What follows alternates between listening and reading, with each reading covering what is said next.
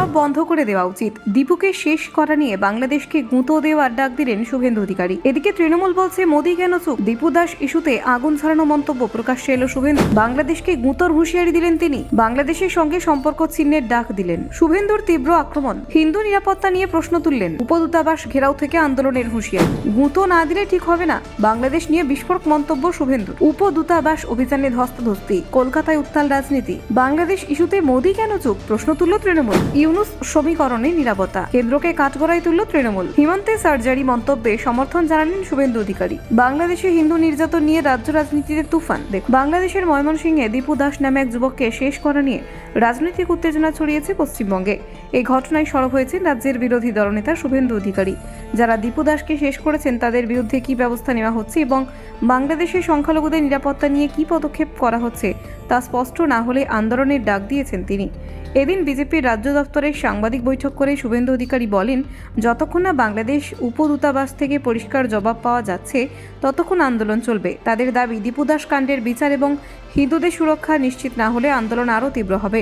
শুভেন্দু আরও বলেন, উপদূতাবাস যদি তাদের সঙ্গে কথা বলতে চায় তবে সমস্যা নেই, কিন্তু কথা বলতে অস্বীকার করলে তারা রাস্তায় নামবেন এবং নিজেদের মতো করে প্রতিবাদ জানাবেন।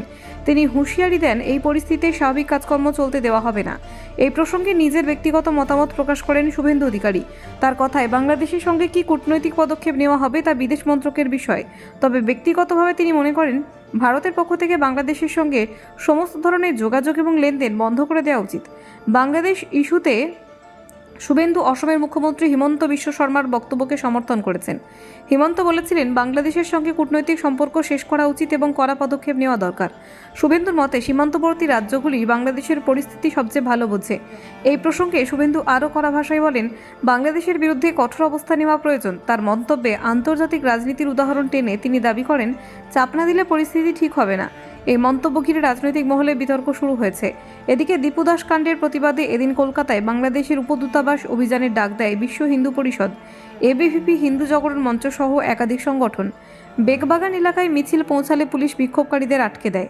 পুলিশের সঙ্গে বিক্ষোভকারীদের ধস্তাধস্তি হয়, যার জেরে পরিস্থিতি কিছু সময়ের জন্য উত্তপ্ত হয়ে ওঠে। উপদূতাবাসের সামনে পৌঁছানোর আগেই আন্দোলনকারীদের বাধা দেওয়া হয়। এই ঘটনার পর তৃণমূল কংগ্রেস পাল্টা আক্রমণ শানিয়েছে বিজেপি এবং কেন্দ্রীয় সরকারের বিরুদ্ধে। সমাজ মাধ্যমে পোস্ট করে তৃণমূল প্রশ্ন তুলেছে, বাংলাদেশের পরিস্থিতি নিয়ে প্রধানমন্ত্রী নরেন্দ্র মোদী এবং কেন্দ্রীয় স্বরাষ্ট্রমন্ত্রী অমিত শাহ কেন নীরব। তৃণমূলের অভিযোগ, বাংলাদেশের অন্তর্বর্তী সরকারের প্রধান উপদেষ্টা মোহাম্মদ ইউনুসের সঙ্গে প্রধানমন্ত্রীর ঘনিষ্ঠ সম্পর্কের কারণে এই নীরবতা। তারা দাবি করেছেন, বিদেশ মন্ত্রক কার্যত এই বিষয়টি এড়িয়ে যাচ্ছে। তৃণমূল আরও জানিয়েছে, যখন কেন্দ্রীয় সরকার কোনো উদ্যোগ নিচ্ছে না তখন মুখ্যমন্ত্রী মমতা বন্দ্যোপাধ্যায় রাষ্ট্রনেতার মতো ভূমিকা পালন করছেন।